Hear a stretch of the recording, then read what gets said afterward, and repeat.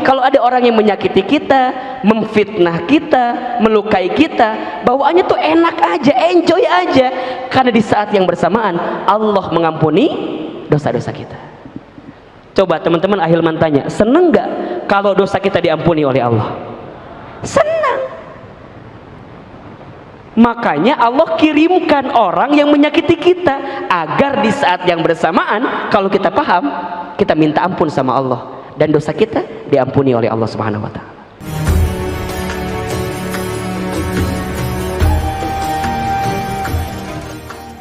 Ahilman, kumaha tuh Ahilman, dah udah terlanjur aku teh berharap kepada manusia dan aku nyesel banget, nyesel pisan Ahilman. Emang kumaha gitu? Ya nyesel, ternyata harapanku itu hanya harapan palsu saja. Kemudian dia pergi dan mengecewakan saya. Terus gimana? Sekarang sakit itu belum reda Ahilman, belum terobati.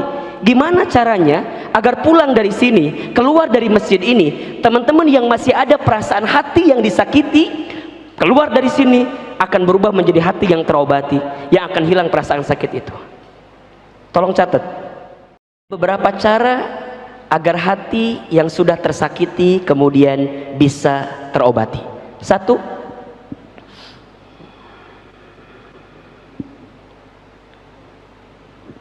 coba Ahilman tanya dulu, ada yang sedang sakit hatinya sore ini? Coba angkat tangannya. Satu orang doang? Ini mah perlu dikonsultasikan khusus kalau begitu mah tuh. Ini semua ya, Ahilman saya sakit hati nih. Oke. Satu, obat sakit hati itu atau obat dari hati yang tersakiti itu adalah zikrullah, mengingat dan menyebut nama Allah.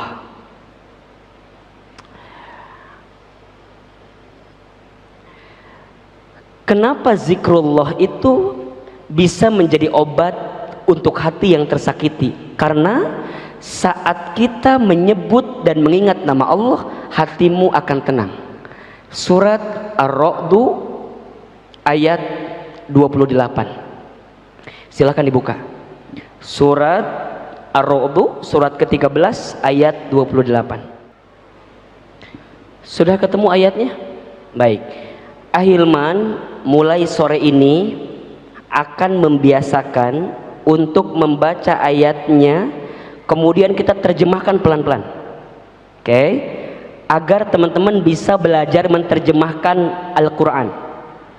Ya, minimal pulang dari sini dapat 1 ayat, 2 ayat. Alhamdulillah. Sudah ketemu ayatnya? Baik. Surat apa? Ar-Ra'du ayat berapa? 28. Auzubillahi minasyaitonirrajim. Bismillahirrahmanirrahim. Ahilman sekali, teman-teman sekali ya. Jadi Ahilman baca sekali, teman-teman sekali. Oke. Alladzina, orang-orang. Ayo sama-sama. Alladzina, orang-orang. Amanu, yang beriman. Wa tatma'innu qulubuhum, dan hati mereka menjadi tenang. Nah, oke, ulangi ya.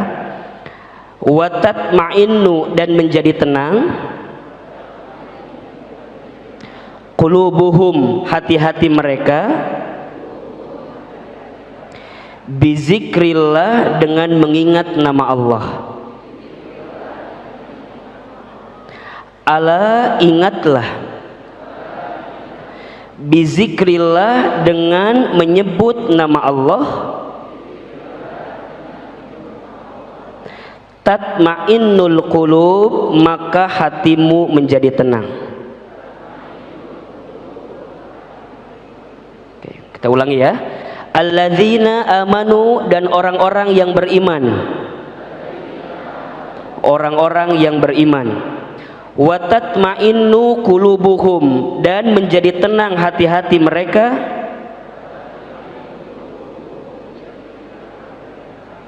Bizikrillah, dengan menyebut nama Allah. Ala, ingatlah. Bizikrillah, dengan menyebut nama Allah. tatma'innul qulub, hatimu menjadi tenang.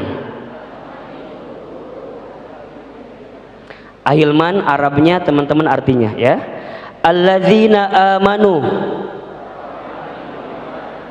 wa tatma'innu qulubuhum,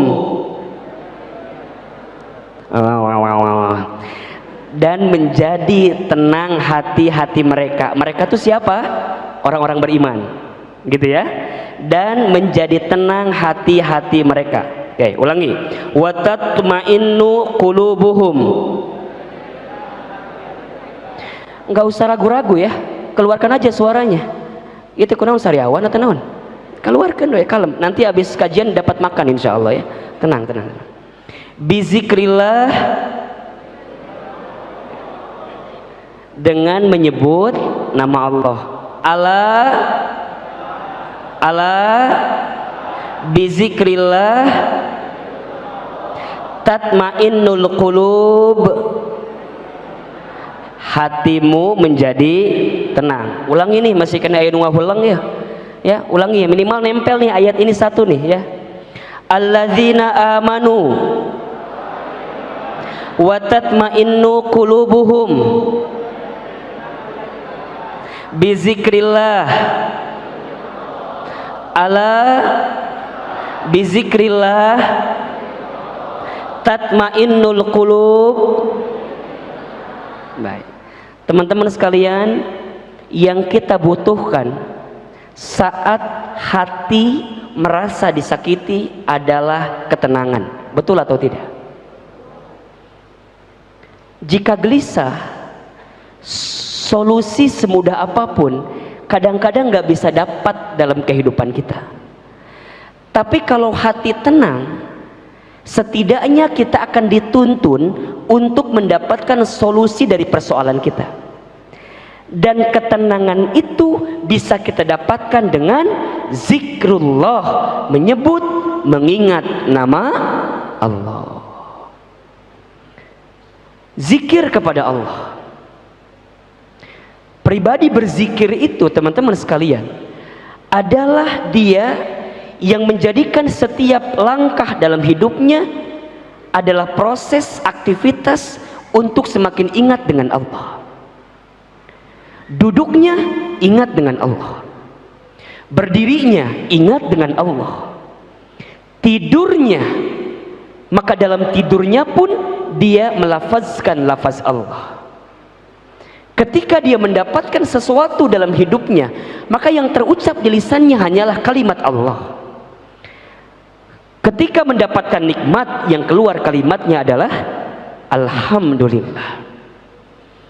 Ketika mendapatkan musibah, sesuatu yang menyakiti, menyulitkan, maka yang keluar kalimatnya adalah inna lillahi wa inna ilaihi raji'un.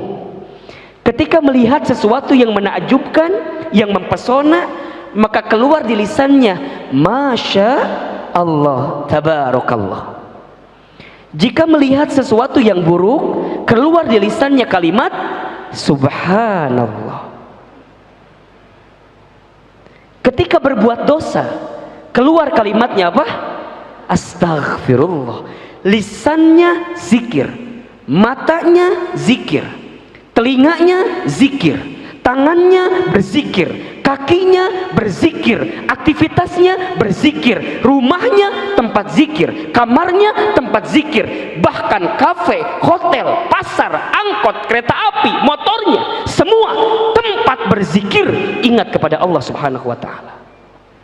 Maka saat dia dikecewakan, dia butuh ketenangan.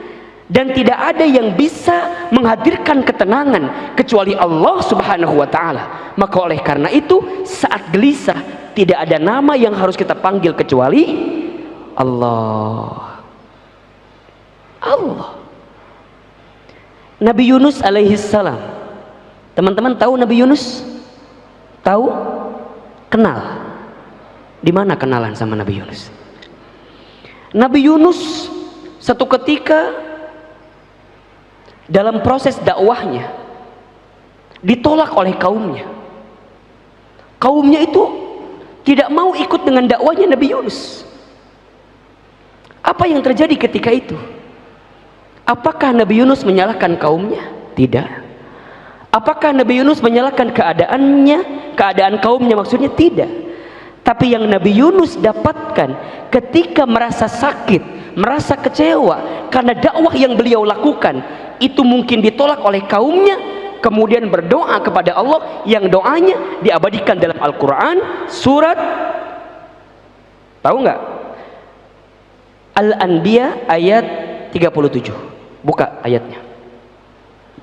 Jadi saat kecewa, ya kalau bahasa kita kan mungkin sakit gitu, sudah berusaha, sudah berikhtiar untuk mengajak kaumnya, tapi kaumnya kemudian menolak. Sampai dalam kisah yang lain kan Nabi Yunus itu dimakan oleh ikan paus dan kemudian berada dalam perut ikan paus itu gitu. Apa yang Nabi Yunus lakukan ketika itu? Ternyata yang Nabi Yunus lakukan adalah zikrullah, zikir kepada Allah, yang zikirnya diabadikan dalam Al-Quran. Surat apa tadi? Al-Anbiya ayat 37. Surat ke-25 ayat 37.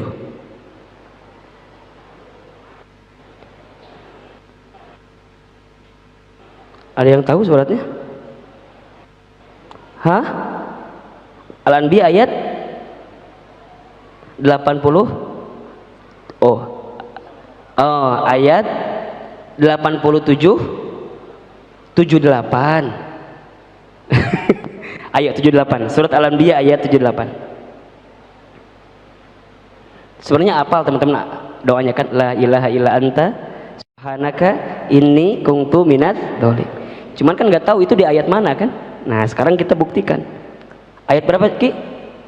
78 dan juga 87. 87 88. Itu kumaha sih pembisik teh nu mana nu benernya? 87. Dan ingat kisah Zunnun Yunus ketika ia pergi dalam keadaan marah, lalu ia menyangka bahwa kami tidak akan mempersempitnya, maka ia menyeru dalam keadaan yang sangat gelap. Jadi kondisinya kan tadi yang Ahil menceritakan bahwa Nabi Yunus sudah berdakwah, sudah menyampaikan kepada umatnya, tapi ternyata umatnya tidak menerima apa yang Nabi Yunus sampaikan. Kecewa tentu, sakit hati tentu, tapi di saat yang bersamaan apa yang keluar dari lisannya? Zikrullah, zikir kepada Allah. Nah, ini zikirnya nih ya. Ayo sama-sama ya, langsung ke pertengahan ayatnya. La ilaha illa anta subhanaka inni kuntu minadz, ya. La ilaha, tiada Tuhan. Ya sama-sama. La ilaha, tiada Tuhan, illa anta, kecuali engkau ya Allah. Subhanaka, maha suci engkau ya Allah. Inni, sesungguhnya aku, kuntu minadz dzalimin, termasuk orang-orang yang zalim. Oke. Ahilman Arabnya teman-teman artinya la ilaha illa anta, selain engkau ya Allah. La ilaha, tiada Tuhan, illa anta, selain engkau ya Allah. Subhanaka, inni kuntu minadz dzalimin. Lihat kalimatnya. Apakah Nabi Yunus mengucapkan misalnya inna qaumi kuntu minadz dzalimin? Kan tidak. Inni qaumi, inna qaumi kuntu minadz dzalimin, kan juga tidak. Tapi Nabi Yunus mengatakan inni kuntu minadz dzalimin, aku yang salah, aku yang barangkali zalim, aku yang barangkali kurang selama ini ya Allah, dan aku hanya minta kepadamu ya Allah. Subhanaka, engkau yang maha suci. Sebelumnya la ilaha illa anta, tiada Tuhan selain engkau ya Allah. Maksudnya apa? Tidak ada tempat bersandar berharap terbaik dalam setiap kesulitan kita kecuali Allah. Jadi kalau teman-teman saat merasa disakiti, sibuknya menyalahkan orang yang menyakiti kita, maka kita akan jauh dari jawaban rasa sakit itu. Kita makan kadang-kadang seringnya begitu gitu. Kalau ada orang yang menyakiti kita, kita mah bukan menyalahkan kita sendiri, tapi menyalahkan siapa? Orang lain.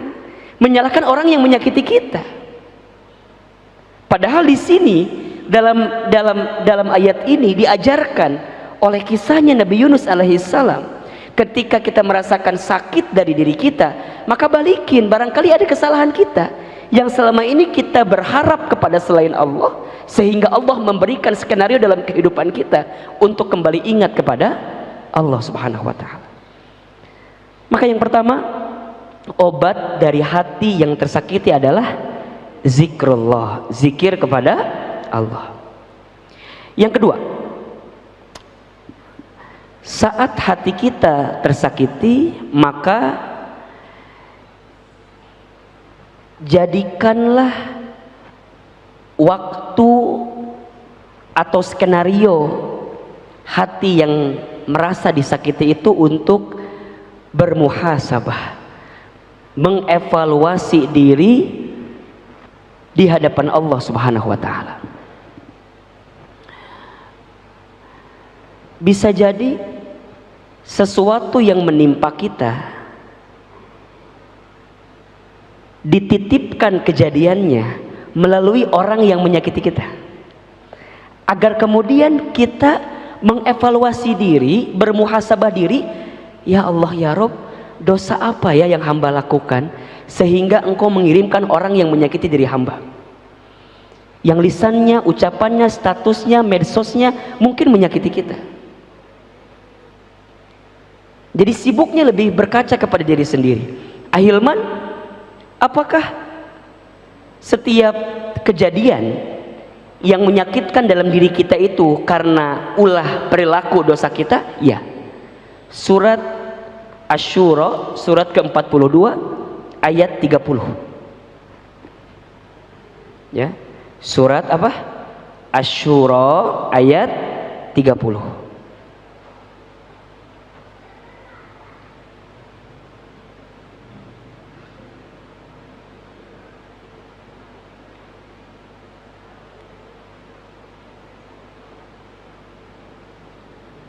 Sudah ketemu ayatnya atau belum?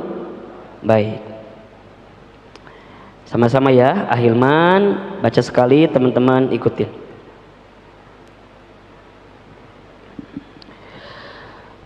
Bismillahirrahmanirrahim. Wa ma asobakum, dan apa saja musibah yang menimpa kamu. Sama-sama.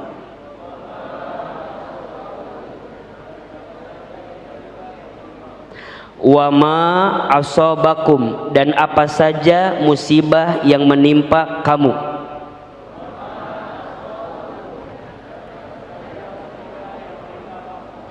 Mim musibatin, dari musibah. Fabima kasabat aidikum, maka disebabkan oleh perbuatan tangan kamu. Fabima kasabat aidikum, maka disebabkan oleh perbuatan kamu. Wa ya'fu, dan Allah memaafkan, an katsir, sebagian besar dari kesalahanmu. Oke, pelan-pelan ya, kepanjangan ya? Panjangan ya, oke, pelan-pelan. Wa ma asobakum, dan apa-apa musibah yang menimpa kamu sekalian.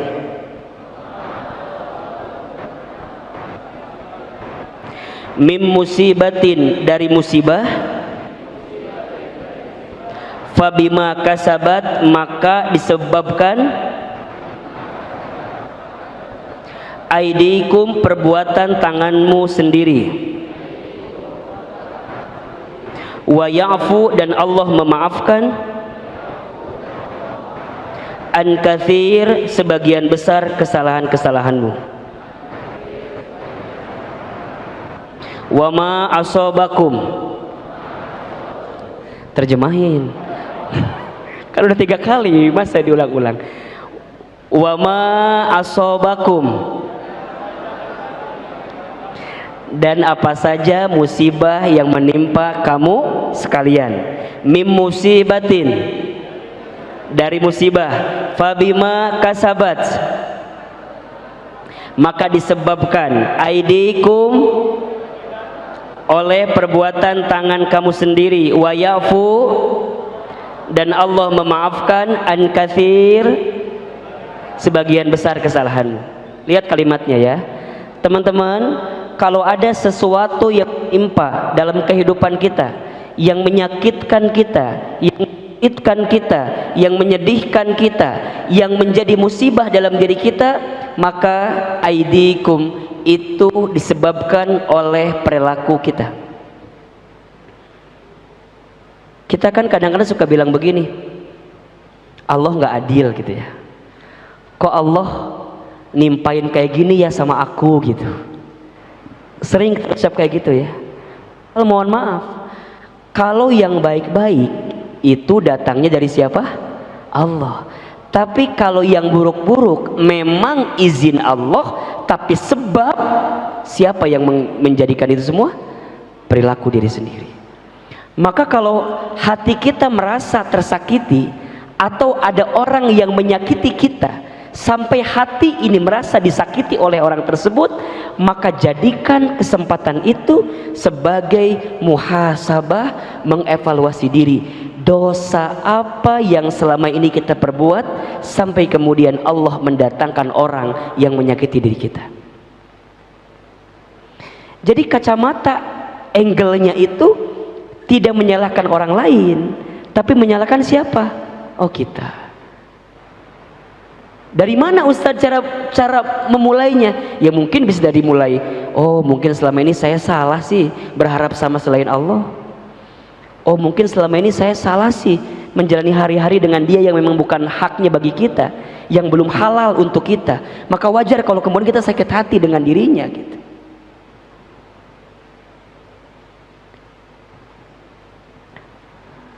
Muhasabah ini satu keadaan yang penting untuk kita hadirkan setiap saat, setiap waktu. Hasibu qabla an tuhasabu. Hisablah diri kamu sekalian sebelum kamu dihisab oleh Allah Subhanahu wa taala. Kita ini kan semua akan bertemu dengan satu hari namanya yaumul hisab. Yaumul hisab itu di mana di hari itu kita akan dihitung oleh Allah Subhanahu wa taala dari setiap kelakuan yang kita lakukan, termasuk dosa-dosa kita. Musibah, ujian, cobaan, itu adalah trigger gitu istilahnya. Cara Allah untuk memantik diri kita, menyentil diri kita. Barangkali selama ini kita banyak salah di hadapan Allah, sehingga Allah datangkan musibah yang membuat kita harusnya berpikir, ini saat terbaik untuk mengembalikan semua kepada siapa? Allah Subhanahu wa ta'ala. Coba teman-teman, pernah enggak atau punya enggak satu waktu di mana teman-teman itu lebih banyak berkaca terhadap diri sendiri gitu? Berapa banyak kesalahan saya, berapa banyak dosa-dosa saya? Sering enggak kayak gitu? Pernah enggak ada satu waktu yang teman-teman gunakan untuk itu? Kalau teman-teman di rumah, di tempat manapun tidak punya tempat untuk bermuhasabah, maka Ahilman, teman hijrah, menyediakan setiap Sabtu sore untuk merecall, memanggil, menyebut kembali dari setiap dosa-dosa yang pernah kita lakukan agar kita bisa bermuhasabah di hadapan Allah Subhanahu wa ta'ala. Mungkin ini yang membedakan kajian kita dengan kajian kebanyakan di luar sana gitu. Kenapa Ahilman selalu ada doa, ada muhasabah? Karena Ahilman tahu gitu. Ahilman sadar, Ahilman paham. Amal kebaikan kita tidak lebih banyak daripada dosa yang kita lakukan. Mengapa kita dihormati, dimuliakan, dihargai? Satu alasannya, karena Allah menutup aib-aib kita. Kalau seandainya aib kita dibuka, demi Allah, tidak ada yang pantas untuk dihormati bagi diri ini. Karena aibnya, dosanya lebih banyak daripada amal kebaikan. Maka orang yang pandai bermuhasabah, dia akan selalu melihat dirinya itu seseorang yang banyak dosanya, sehingga setiap kesempatan waktu yang Allah berikan kepadanya, detiknya, detaknya, setiap masa berganti dalam hidupnya, dia gunakan untuk minta ampun kepada Allah Subhanahu wa ta'ala. Makanya berkali-kali Ahilman sampaikan, kalau saat ini teman-teman masih diberikan kesempatan usia oleh Allah Subhanahu wa ta'ala, boleh jadi hakikatnya dua saja tujuannya. Pertama, karena Allah tahu amal kita jumlahnya masih sedikit, sehingga Allah berikan waktu kepada kita agar di sisa waktu kita habiskan untuk memperbanyak amal soleh kita di hadapan Allah Subhanahu wa ta'ala. Atau yang kedua, karena Allah tahu boleh jadi dosa kita bertumpuk banyak, sehingga Allah berikan usia kepada kita agar di sisa usia kita, kita habiskan untuk minta ampun sama Allah dari dosa yang pernah kita lakukan. Teman-teman yang barangkali hari ini belum ketemu jodohnya, belum sempat menikah, husnuzon, muhasabah, bisa jadi teman-teman sedang diberikan waktu oleh Allah Subhanahu wa ta'ala untuk lebih banyak berbakti, memuliakan, membersamai orang tua, karena mungkin selama ini teman-teman jauh dari orang tua teman-teman sekalian, sehingga teman-teman diberikan waktu oleh Allah. Neng, mungkin kamu belum saatnya menikah, karena kamu masih diberikan kesempatan oleh Allah untuk memuliakan orang tuamu, karena barangkali nanti kalau sudah menikah waktumu terbatas, waktumu mungkin tidak banyak seperti sekarang. Maka mohon maaf lahir batin teman-teman sekarang yang belum ketemu jodohnya, belum menikah, gunakan semaksimal mungkin untuk berbakti, memuliakan orang tua. Habiskan untuk itu semua. Terus teman-teman nanya sama Ahilman, Ahilman, memang kalau udah nikah nggak bisa berbakti sama orang tua? Bisa. Jangan dibalik, oh berarti kalau kata kaleme kalau gitu mah, engkewe 50 tahun nikah anak gitu mah, udah biar berbakti dulu. Bukan. Jadi kan kita tuh kadang-kadang minta sesuatu, tapi skenario yang terjadi itu nggak sesuai dengan kita kan. Nah di saat seperti itu teman-teman harus lihat angle lain gitu loh. Angle-nya apa nih? Hikmah apa nih yang sedang Allah siapkan? Teman-teman kuliah, pengennya S1 itu lulusnya maksimal berapa tahun? 4 tahun. Tapi ternyata mohon maaf, mungkin teman-teman lulusnya nggak 4 tahun, malah 7 tahun. Kenapa coba kira-kira? Ulin wae sih 7 tahun lulusnya merenan. Coba pikirkan apa nih hikmahnya, apa? Jangan menyesali keadaan. Kalau tahu teman-teman terlambat 7 tahun itu lama banget kuliahnya, teman-teman mikir, oh ya Allah ya Rabb, mungkin selama ini kuliahku lama agar saya lebih banyak bersama dengan dosen pembimbing saya. Ada orang yang bimbingan tuh bertahun-tahun, ada nggak kira-kira? Ada, diuji kesabaran, dia telepon lagi dosennya, bimbingan lagi, ditolak lagi, telepon lagi, bimbingan lagi. Teman-teman santai aja menjalani itu semua karena tahu ada hikmah di balik itu semua.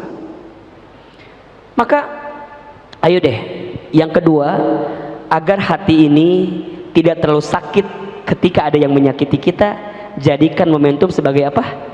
Muhasabah. Allah sedang akan mengampuni dosa-dosa kita melalui orang yang menyakiti kita. Kalau begitu kita akan bahagia gitu loh, kita akan lapang menerima skenario itu. Ahilman, aku tadi ditinggal sama dia. Kalau dipikirin galau habis kita mikirin dia. Dia menikah sama yang lain, bulan madu malam pertama. Orang mengahulang dia mah udah kemana-mana, kita masih mikirin dia. Capek bos, capek bro, capek sis, udah teh, mulailah move gitu, mulailah pindah, jadikan muhasabah. Oh ya Allah, barangkali dia pernah menyakiti saya, karena Allah sedang mengampuni dosa-dosa saya yang selama ini saya buat bersama dengan dirinya. Selesai. Jadi bahagia kalau ada orang yang menyakiti kita, memfitnah kita, melukai kita, bawaannya tuh enak aja, enjoy aja, karena di saat yang bersamaan Allah mengampuni dosa-dosa kita. Coba teman-teman Ahilman tanya, seneng gak kalau dosa kita diampuni oleh Allah? Senang. Makanya Allah kirimkan orang yang menyakiti kita agar di saat yang bersamaan kalau kita paham, kita minta ampun sama Allah dan dosa kita diampuni oleh Allah Subhanahu wa taala. Yang ketiga, agar hati apa? Tidak mudah disakiti, tenang.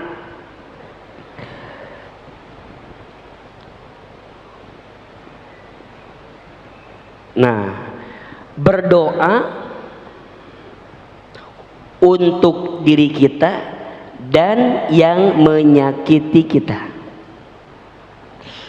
Ini levelnya agak lagi naik dikit lah ya. Berdoa untuk siapa? Untuk kita dan orang yang menyakiti kita. Ingat teman-teman, doa itu artinya memohon, meminta kepada Allah. Saat kita mendoakan sesuatu, hakikatnya kita sedang memohon, meminta sesuatu itu terjadi kepada diri kita. Kalau kita berdoa yang baik bagi orang lain, maka hakikatnya kita sedang memohon, meminta kepada Allah agar kebaikan itu kembali kepada kita. Tentu kalau untuk kita doa yang baik-baik. Rasulullah Shallallahu Alaihi Wasallam mengajarkan kepada kita satu doa agar kita ya bisa lapang ketika mendapatkan musibah dan kita mendapatkan pengganti yang lebih baik dari apa yang menimpa hati kita. Ini doanya yang diriwayatkan oleh Ummu Salamah yang pernah Ahilman juga ceritakan sebelumnya. Doanya hafal teman-teman ya. Inna lillahi wa inna ilaihi raji'un. Allahumma ajurni fi musibati wa khlufli khairan minha. Ahilman sekali, teman-teman sekali. Inna lillahi wa inna ilaihi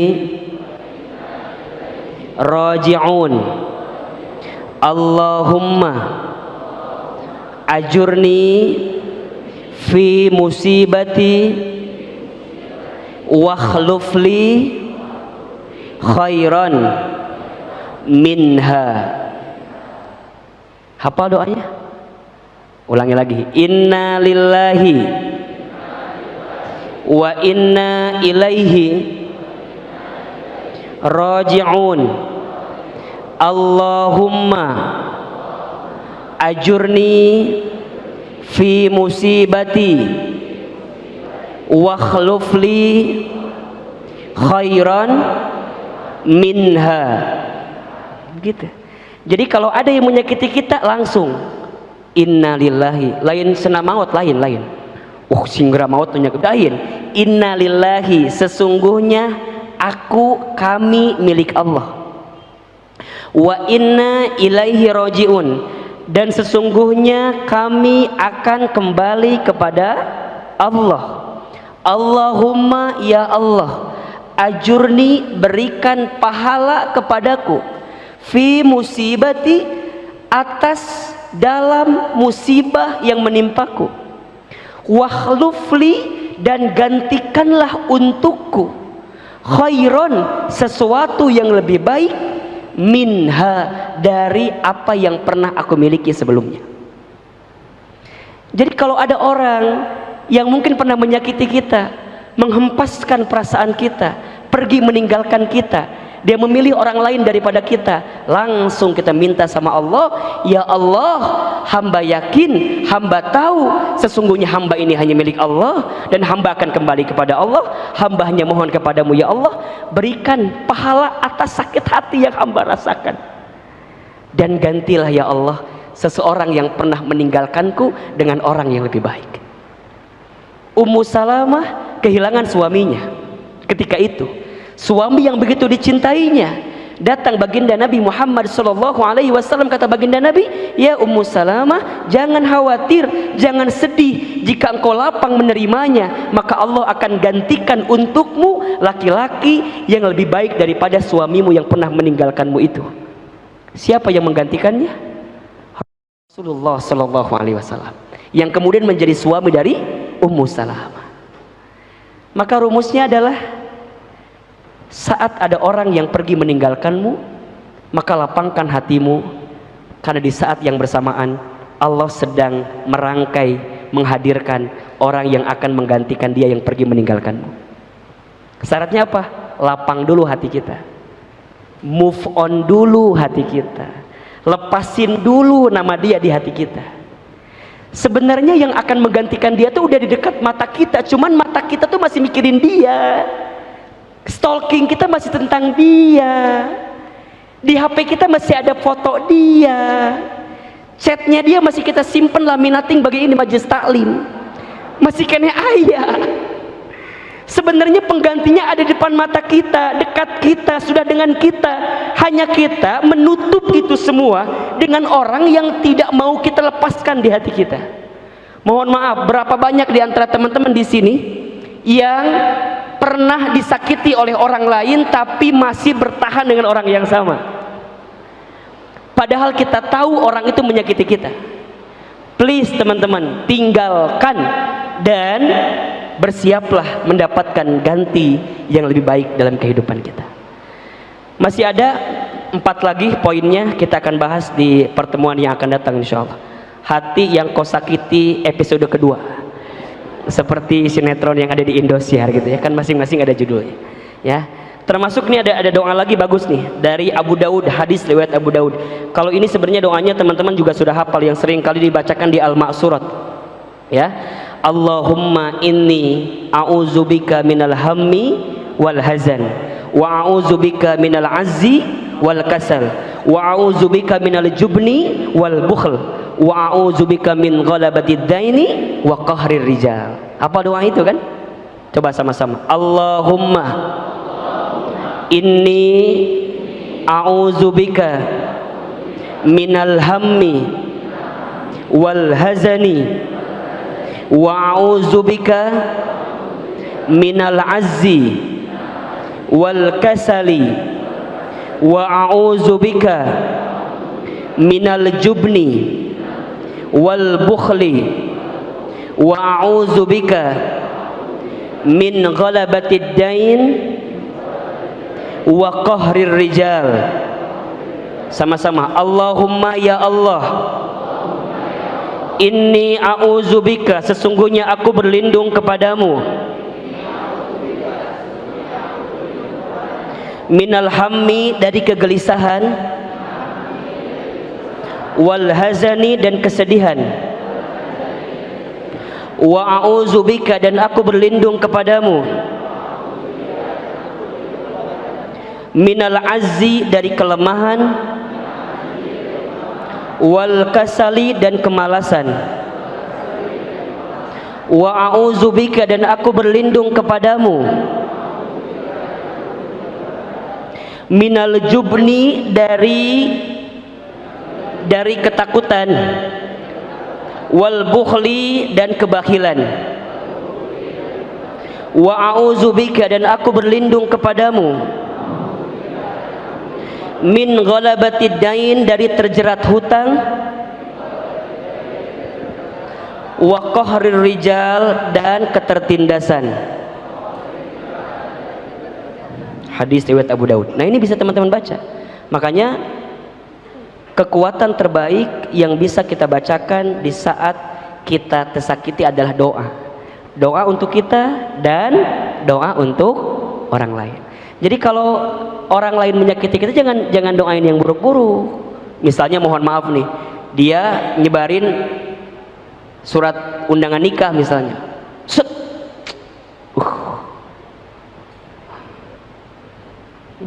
sing tabrakan, nggak boleh. Ketika dapat undangan dari mantan, langsung doakan, barakallahu laka wa baraka alaika wa jama'a bainakuma fi khair. Kirim, selamat ya, akhirnya kamu menemukan seseorang yang lebih baik. Udah ada cateringnya atau belum? Emang kenapa? Kalau belum ada cateringnya nggak apa-apa, nanti aku bantu 1 piring Sudah ada dekornya belum? Sudah ada apa namanya, dokumentasinya atau belum? Masya Allah ya, kalau bisa begitu luar biasa. Kalau belum bisa, minimal apa? Doakan. Kalau bisa datang ke nikahannya itu lebih keren. Wih, dia nikah, teman-teman datang jadi panitia ngemawadah, balangkeun piring. Doakan ya. Masih ada 4 poin lagi, kita akan bahas di pertemuan yang akan datang. Mudah-mudahan ini bisa mengobati hati yang sedang sakit di sore hari ini.